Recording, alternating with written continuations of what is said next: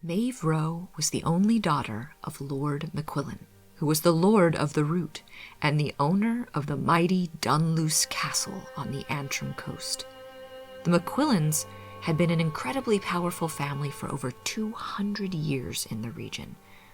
Being powerful comes with enemies. The MacQuillans' enemies were the O'Cahan family. For 100 years, the MacQuillans and the O'Cahans fought. Maeve and her father were incredibly close, and she held a special place in his heart. The time had come for Maeve to marry. Maeve, with her fiery spirit and striking beauty, had many interested in her hand. However, her father had different plans for her future.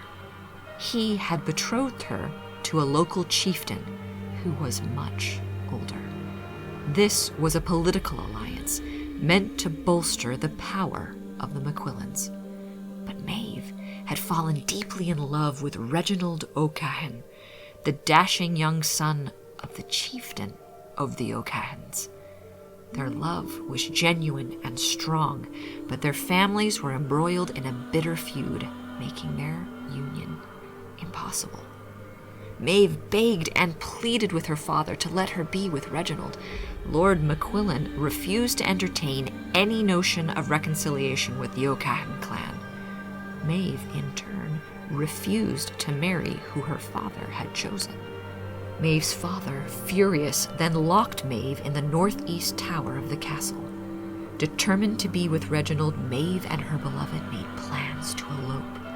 On a stormy night, under the cover of darkness, Reginald rescued Maeve from Dunluce Castle, and the two climbed to a cave beneath it known as Mermaid's Cave, and attempted to escape by boat, hoping to find refuge and a future together far from the warring families.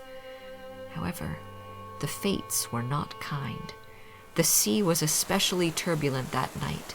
Rain and winds bashed the little boat, and as they tried to brave the treacherous waters, their boats capsized. Both Maeve and Reginald were drowned in the cold waters.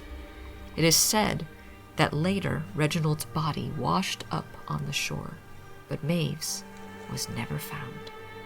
Legend has it that Maeve's spirit never left Dunluce Castle.